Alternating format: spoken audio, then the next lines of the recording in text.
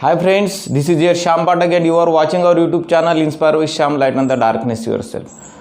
Friends, our today's topic is how to use phrase or idioms. मित्रांनो, idioms आणि phrase ज्याला आपण मराठीमध्ये वाक्प्रचार किंवा शब्दसमूह म्हणतो, त्याचा वाक्यात कसा उपयोग करायचा तो आज आपण या ठिकाणी बघणार आहोत. फ्रेज आणि इडियम्स जर आपण भाषेमध्ये वापरले तर आपल्या भाषेला अर्थसौंदर्य प्राप्त होते आणि अशा भाषेला अलंकारयुक्त भाषा असे म्हणतात.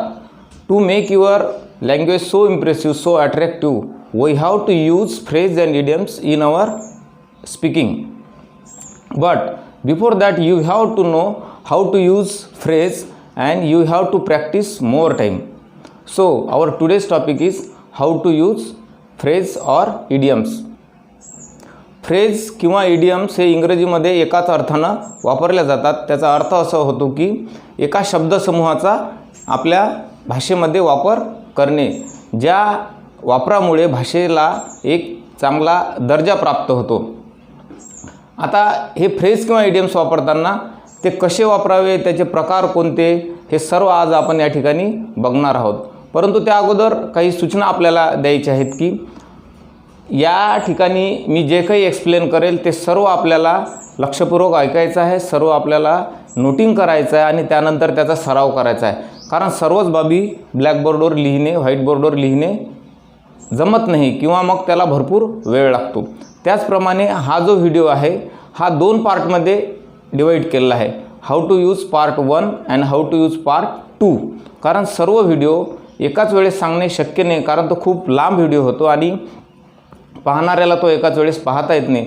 त्यामुळे दोन्ही भाग जेव्हा आपण पाहाल त्यावेळेस वाक्प्रचारांचा इंग्रजीमध्ये कसा वापर करायचा, 12 काळानुसार ऑक्झिलरी व्हर्ब घेऊन त्यामध्ये कसा बदल करायचा हे आपण पाहणार आहोत. कारण it is not so easy to use phrase and idioms in your speaking.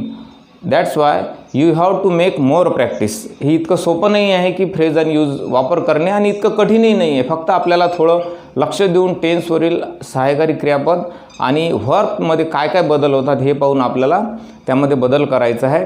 So watch this video very carefully and before that you are watching first time don't forget to subscribe and share our channel. Let's we will start today's topic. Our today's topic is how to use phrase, ज्याला मराठीमध्ये आपण म्हणतो वाक्प्रचार किंवा शब्दसमूह. याला इडियमसुद्धा म्हटल्या जाते आणि दोन्ही एकाच अर्थाने इंग्रजीमध्ये साधारणतः वापरल्या जाते. First we will see kinds of phrases. आपण अगोदर पाहणार आहोत की फ्रेजेसचे किती प्रकार आहेत. फ्रेजेसचे प्रकार, first type is adjective phrase.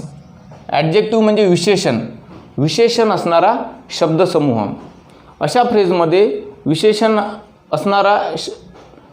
असणारा जो शब्द आहे तो प्रत्यक्ष न वापरता त्याऐवजी त्याच अर्थाचा दुसरा शब्दसमूह वापरला जातो. विशेषणाचं कार्य करते वाक्यामध्ये, त्याला ॲडजेक्टिव्ह फ्रेज असं म्हटलं जाते. प्रत्यक्ष विशेषण न वापरता त्याऐवजी त्याच अर्थाचा दुसरा शब्दसमूह वापरला जातो आणि त्याला म्हटलं जाते adjective phrase. We will see here example. That example is fearless. This is phrase. Fearless म्हणजे न भीता, निर्भय. आता याचा दुसरा अर्थ होतो विदाऊट फिअर.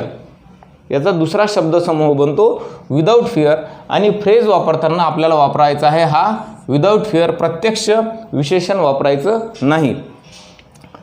दुसरा एक्झाम्पल आहे golden. Our next example is golden. याचाच अर्थ होतो की मेड ऑफ गोल्ड, सोन्यापासून बनविलेला. प्रत्यक्ष जे विशेषण आहे फिअरलेस आणि गोल्डन हे वापरल्या जात नाही, त्याच अर्थाचे दुसरे शब्दसमूह वापरले जातात. Now I will say example that Mohan is a boy without fear. बघा या ठिकाणी कोणतं वापरलेलं आहे, विदाऊट फिअर. मोहन हा निर्भय मुलगा आहे ज्याला कशाचीच भीती वाटत नाही. अशा प्रकारे जे फ्रेज असतात त्यांना म्हणतात ॲडजेक्टिव्ह फ्रेज, जे विशेषणाचं काम करतात, कर्त्याबद्दल विशेष माहिती देतात. Our next topic is adverb phrase. Adverb म्हणजे क्रियाविशेषण.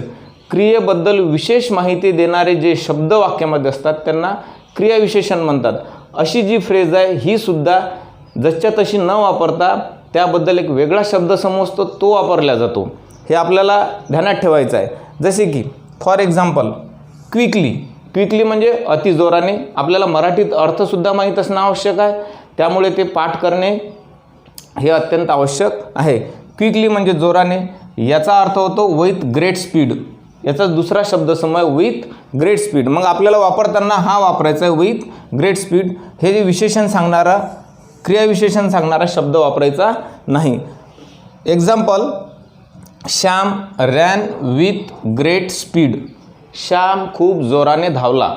भूतकाळातील वाक्य आहे रॅन विथ ग्रेट स्पीड. बघा या ठिकाणी काय वापरलेलं आहे, विथ ग्रेट स्पीड. म्हणजे ॲडव्हर्ब फ्रेज जच्या तसा घेतल्या जात नाही. या ठिकाणी दोन्ही गोष्टी लक्षात ठेवायचं आहे की ॲडजेक्टिव्ह फ्रेज आणि ॲडव्हर्ब फ्रेज हे जे विशेषण आणि क्रियाविशेषण दाखवणारे शब्द हे जच्या तसे न घेता त्याऐवजी त्यांचा त्याच अर्थाचा दुसरा शब्दसमूह वाक्यात वापरायचा आहे.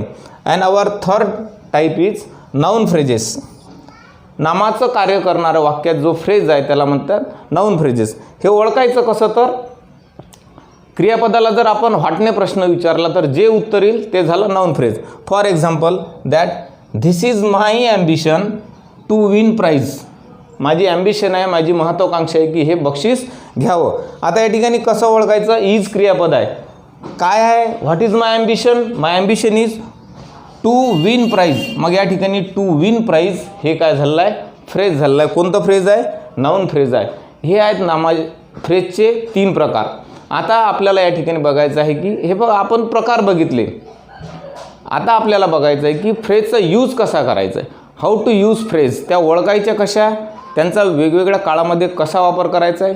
पुन्हा एक गोष्ट लक्षात घ्यायची आहे की एक फ्रेज आपल्याला 12ही काळामध्ये वापरता येते, परंतु त्या ठिकाणी किंवा त्यावेळेस आपल्याला 12ही काळातील ऑक्झिलरी व्हर्ब, नंतर व्हर्बचं V1, V2, V3 किंवा V4 कसं वापरायचं हे आपल्याला निश्चित माहीत असणं अत्यंत आवश्यक आहे. कारण ते कसे वापरायचे हे जर माहीत नसेल तर व्हर्बचं रूप काही फ्रेजेसमध्ये बदलते. ते जर बदललं नाही तर ते ग्रॅमॅटिकली अचूक येत नाही. म्हणून हे सर्व व्हिडिओज आम्ही टेन्सचे सर्व व्हिडिओज बनवलेले आहे, ऑक्झिलरी व्हर्बचे स्पेशल व्हिडिओज बनविलेले आहेत. ते जर आपण बघितले तर आपल्या सर्व शंका दूर होतील. Now we are starting to how to use phrase, कसा वापर करायचा आहे हे बघायचं आहे. और फर्स्ट इज टू बी किंवा बी असलेल्या फ्रेजेस. ज्या फ्रेजेसच्या अगोदर टू बी असतो किंवा बी असतो. फॉर एक्झाम्पल, या ठिकाणी आपण आता एक एक घेणार आहोत. टू बी किंवा बी असलेल्या ज्या फ्रेज आहेत त्यांना तिन्ही काळात कसं वापरायचं आहे. तिन्ही काळ म्हणजे वर्तमान काळ, भूतकाळ आणि भविष्यकाळात कसं वापरायचं आहे हे आपण या ठिकाणी बघणार आहोत. पहिली आपण फ्रेज घेऊ.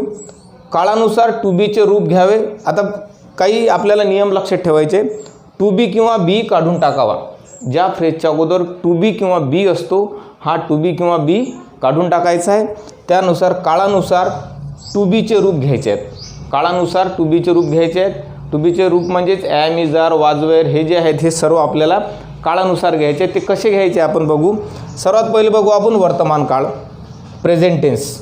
प्रेझेंट टेन्समध्ये आपल्याला माहीत आहे की टू बीचे कोणते रूप येतात वापरण्यासाठी. टू बीचे रूप येतात ॲम, इज, आर आणि हे वापरताना आपल्याला कर्त्यानुसार घ्यायचे आहेत. म्हणजे आय करता असेल तर ॲम, ही शी असेल तर इज आणि अनेक वचने असेल तर आर असं आपल्याला कर्त्यानुसार घ्यायचे. फॉर एक्झाम्पल, ही आपली फ्रेज आहे टू बी फॉन्ड ऑफ. याचा अर्थ होतो ची आवड असणे. ही फ्रेज आहे. याच्या अगोदर टू बी लागलेला आहे. आता या एक्झाम्पलमध्ये आपण बघणार आहोत girls are fond of ice cream.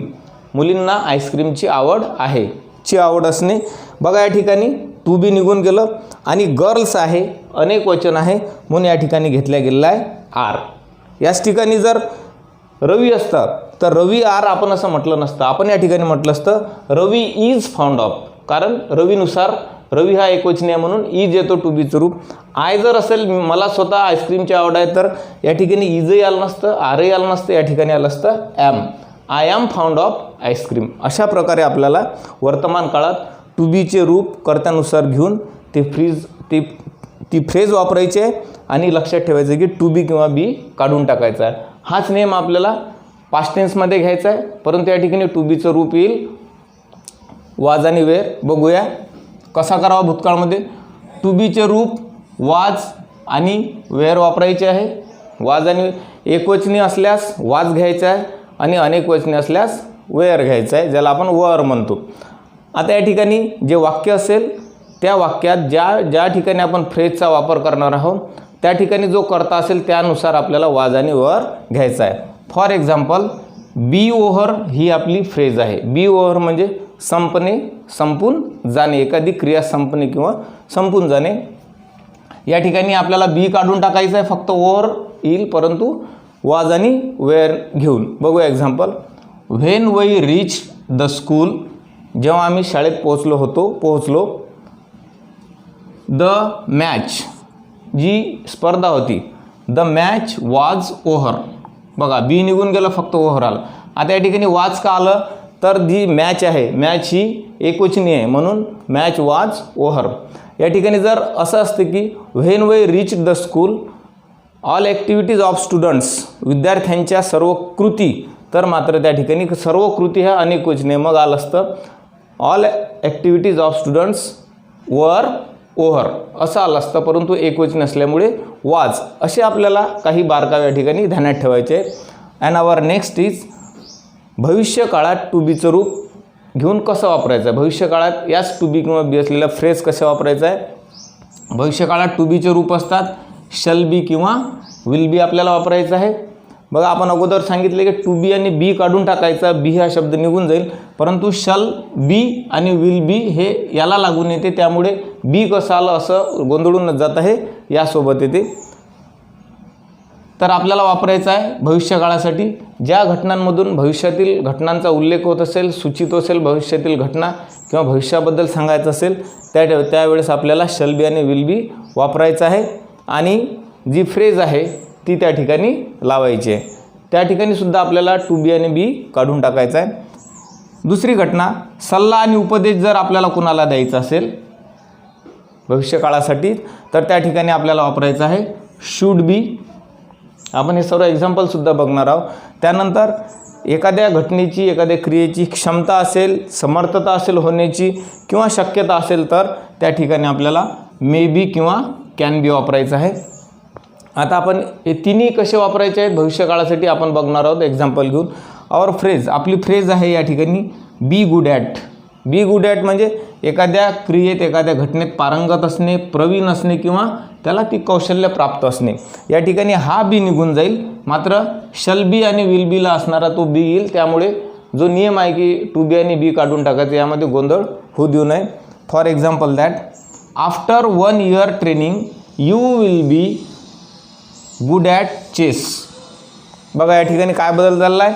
या ठिकाणी करतानंतर विल बी घेतलेला आहे आणि गुड ॲट आपली जी फ्रेज आहे, आपली फ्रेज होती बी गुड ॲट, हा बी निघून गेला, परंतु will be good at chess. एक वर्षाच्या प्रशिक्षणानंतर तू चेस खेळण्यात पारंगत होशील, कौशल्य प्राप्त करशील किंवा त्यामध्ये प्रवीण असतील. हे आपल्या बोलीभाषेनुसार आपण वेगवेगळे शब्द वापरतो, असा त्याचा अर्थ होतो. आवर नेक्स्ट घ्यायचा आपल्याला सल्ला देणे की उपदेश देणे या अर्थाने.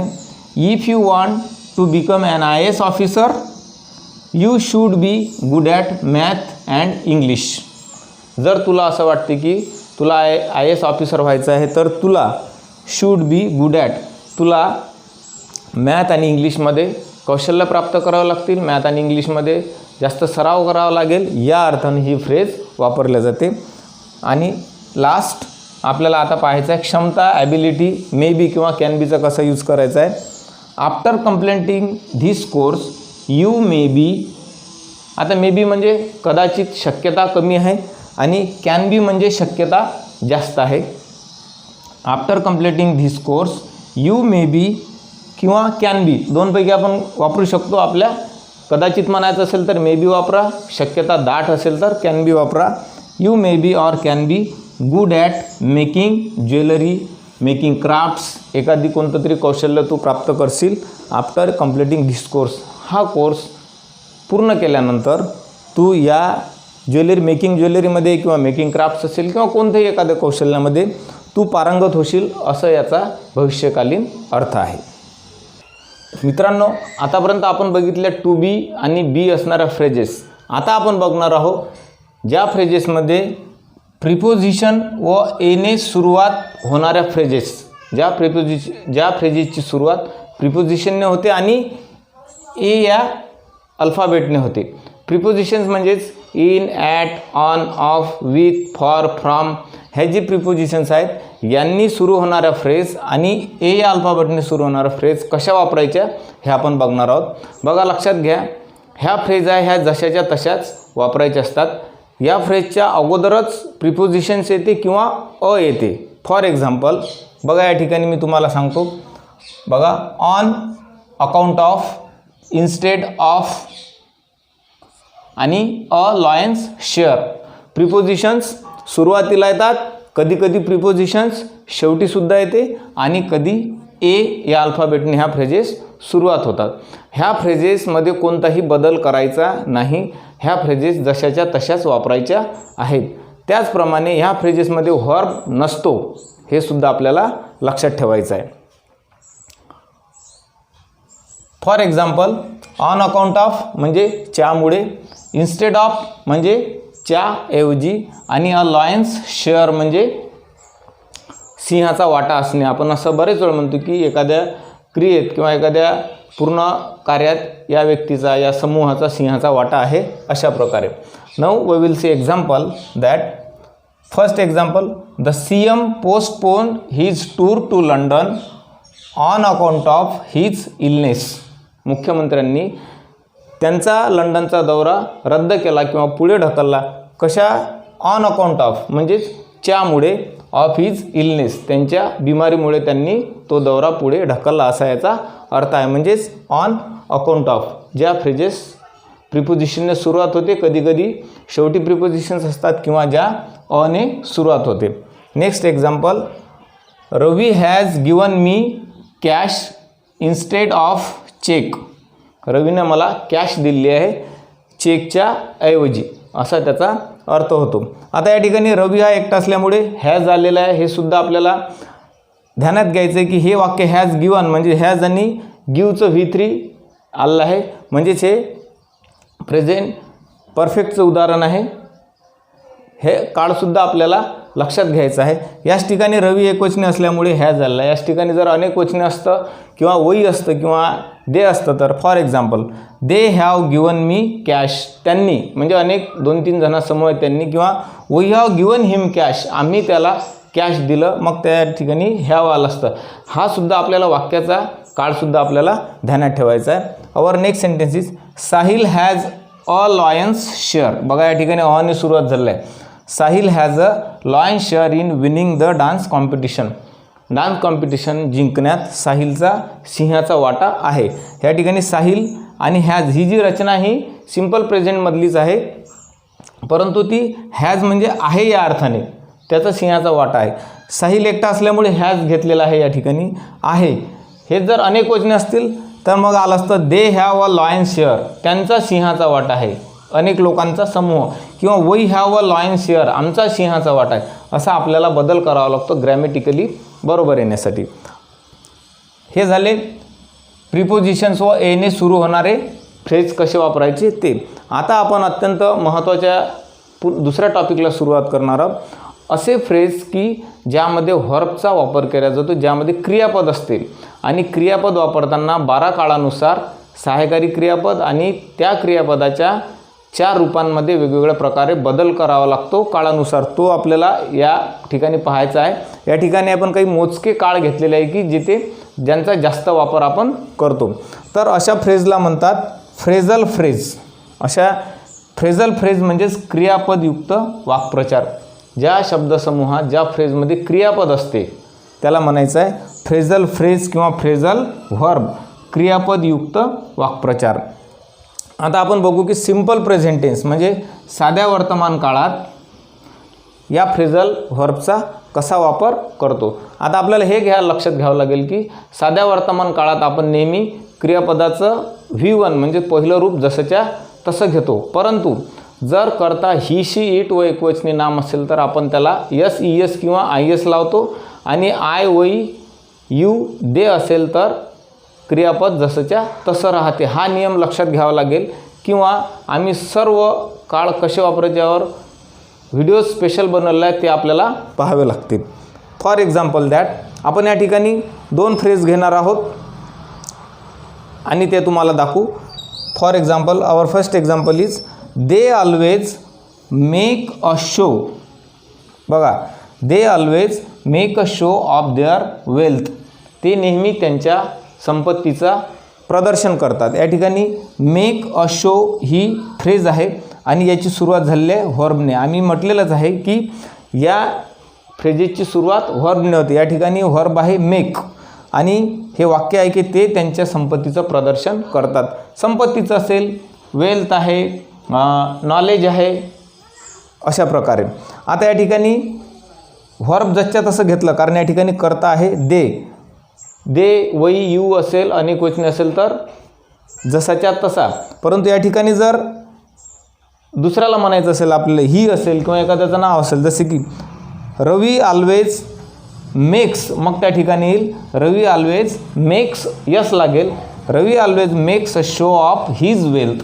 म्हणजे कर्त्यानुसार आपल्याला वाक्यरचनासुद्धा बदलावी लागेल. एखाद्याचं नाव असेल किंवा ही असेल तर ही सुद्धा यस येईल. म्हणजे जी सिंपल प्रेझेंटची रचना आहे ती आपल्याला ध्यानात ठेवायची आहे. फॉर एक्झाम्पल, नेक्स्ट एक्झाम्पल बघा, या ठिकाणी नरेश हा एकवचनी कर्ता आहे. Naresh always looks after his old parents. Looks after he phrase आहे आणि याचा अर्थ होतो की ची काळजी घेणे. लुक आफ्टर म्हणजे ची काळजी घेणे. नरेश त्यांच्या म्हाताऱ्या आईवडिलांची काळजी घेतो. हे सिंपल प्रेझेंट टेन्सचं वाक्य आहे आणि सिंपल प्रेझेंट टेन्समध्ये आपल्या बोलीभाषेनुसार वाक्याच्या शेवटी जातो, खातो, पितो, जातात, येतात, करते असं तात, ती, ते असा शेवट होतो. हे आपल्याला बघायचं आहे. नरेश त्यांच्या आईवडिलांची काळजी घेतो. या ठिकाणी नरेश एकटाच असल्यामुळे हे जे लूक क्रियापद आहे याला आपण लागलेला आहे यस. हा त्या काळाचा नियमच आहे की कर्त्यानुसार यस, इयस आणि आय एस लागतो. आणि या ठिकाणी जर वही असतं तर या ठिकाणी यस लागलं नसतं, फक्त लूक आलं असतं. We always look after our old parents. आम्ही नेहमी आमच्या म्हाताऱ्या आईवडिलांची काळजी घेतो असं.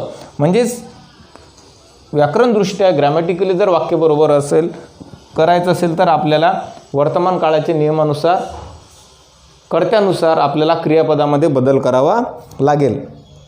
Our next example, Shyam has an eye on his uncle's property. याचा अर्थ असा आहे की श्यामची त्याच्या काकाच्या संपत्तीवर डोळा आहे. आता या ठिकाणी फ्रेज आहे an eye on. An eye म्हणजेच ॲन आय ऑन म्हणजेच डोळा असणे किंवा लक्ष असणे. कशावर आहे तर त्याच्या काकाच्या संपत्तीवर आहे. या ठिकाणी श्याम असल्यामुळे आहे. कधीकधी आहे या अर्थाने सुद्धा वर्तमान काळात रचना असतात की त्याच्याकडे पेन आहे, त्याचा असा ॲम्बिशन आहे या अर्थाने. म्हणून याच्या ठिकाणी श्याम हॅज आहे. या ठिकाणी जर कर्ता अनेक वचने असतात, दे असतं की त्यांचा डोळा आहे त्या समूहाचा किंवा त्या 2-3 लोकांचा, तर या ठिकाणी आलं असतं they have an eye on their uncle's property. अशा प्रकारे आपल्याला बदल करावा लागतो. Our next sentence is if Ram chips in again teacher will punish him. Chips इनचा अर्थ होतो की मध्ये बळबळ करणे किंवा मधात बोलणे. आता कधीकधी इफचं जे वाक्य असते ते सिंपल प्रेझेंटमध्ये जर असेल, इफचे वाक्य जर सिंपल प्रेझेंट टेन्समध्ये असेल तर कर्त्यानंतर तो फ्रेज आपल्याला त्या ठिकाणी वापरायचा आहे आणि कर्त्यानंतरच त्या व्हर्बमध्ये आपल्याला प्रेझेंट टेन्सच्या सिंपल प्रेझेंट टेन्सच्या नियमानुसार बदल करायचा आहे. या ठिकाणी if Ram chips, chip in he phrase आहे. चिप इन या ठिकाणी आपण यस लावला. If Ram chips in again, जर राम पुन्हा मधात बोलला, टीचर विल पुनिश हिम. अशा प्रकारे आपल्याला सिंपल प्रेझेंटमध्ये फ्रेज कशी वापरायची, फ्रेझल व्हर्ब किंवा व्हर्बयुक्त फ्रेज कशी वापरायची, त्याच्यात कसा बदल करायचा हे ध्यानात घ्यायचं आहे. Our next tense is present continuous tense. आपल्याला माहीतच आहे की एखादी घटना सुरू आहे, एखादी घटना चालू आहे, या अर्थानं आपण प्रेझेंट कंटिन्युअस टेन्स वापरतो. यामध्ये आपण काय करतो, कर्ता नंतर ॲमिजार किंवा ॲमिजार नंतर जे व्हर्ब असते त्या व्हर्बला आपण ING लावतो. या ठिकाणी आपल्याला फ्रेज वापरताना त्या फ्रेजमध्ये जो व्हर्ब असेल त्याला ING लावायचं आहे. बघा, लुक आफ्टर ही फ्रेज आहे, याचा अर्थ तो चा शोध घेणे. लुक आफ्टर ही फ्रेज चा शोध घेणे. For example, Rani has lost her mobile, now she is looking of it. Now she is looking for it. बघा या ठिकाणी काय बदल झाला, राणीचा मोबाईल हरवलेला आहे आणि आता ती एकवचनी असल्यामुळे इज आणि लुकच्या ऐवजी लागलेला आहे ING. म्हणजेच प्रेझेंट कंटिन्युअस टेन्समध्ये कर्त्यानंतर सहाय्यकारी क्रियापद घेऊन जो वर बसतो त्याला ING आपल्याला लावायचा आहे. असा आपल्याला बदल करायचा आहे की राणीचा मोबाईल हरवलेला आहे, आता ती त्याचा शोध घेत आहे. लुकिंग फॉर म्हणजे चा शोध घेणे. आपला नंतरचा काळ आहे प्रेझेंट परफेक्ट कंटिन्युअस टेन्स म्हणजे चालू पूर्ण वर्तमान काळ. या चालू पूर्ण वर्तमान काळात आपण कशा प्रकारे कर्त्यानंतर हॅव बीन किंवा हॅज बीन वापरतो. एकवचनी ही शी इट व एकवचनी असेल तर हॅज बीन, आय व यू असेल तर हॅव बीन आणि क्रियापदाला ING वापरतो. तशाच प्रकारे यामध्ये आपल्याला क्रियापदांना ING लावायचा आहे हॅव बीन आणि हॅज बीन घेऊन आणि यामध्ये सिन्स किंवा फॉरने काळ दाखवलेला असतो, तो सुद्धा आपल्याला लक्षात ठेवायचा आहे. फॉर एक्झाम्पल लुक आफ्टर म्हणजे ची काळजी घेणे. लुक आफ्टर म्हणजे ची काळजी घेणे. या ठिकाणी बघा teacher has been looking after students for 3 years. या ठिकाणी प्रेझेंट परफेक्ट कंटिन्युअस टेन्स आहे म्हणजेच हॅज बीन. टीचर हे एकवचनी या ठिकाणी घेतलेलं आहे म्हणून घेतलेलं आहे has been. Teacher has been आणि क्रियापदाला आपण ING लावतो. या ठिकाणी व्हर्बमध्ये लुक असल्यामुळे looking after students for 3 years. 3 वर्षापासून टीचर विद्यार्थ्यांची काळजी घेत आलेले आहेत. या टेन्सचा उपयोग कसा होतो तर भूतकाळात एखादी घटना सुरू झाली आहे आणि ती वर्तमान काळात बोलण्याच्या स्थितीपर्यंत सुरू आहे त्यावेळेस चालू पूर्ण वर्तमान काळ आपण वापरतो आणि अशी रचना आपण करतो. So friends, today we saw how to use phrase part 1. Don't forget to see part 2 how to use part 2. Okay, पुन्हा दुसरा हा भाग पाहायला विसरू नका, कारण जोपर्यंत आपण सर्व भाग दोन्ही पाहणार नाही तोपर्यंत आपल्याला फ्रेज कशी यूज करायची ते समजणार नाही. I will see you again in next video. Still then bye bye.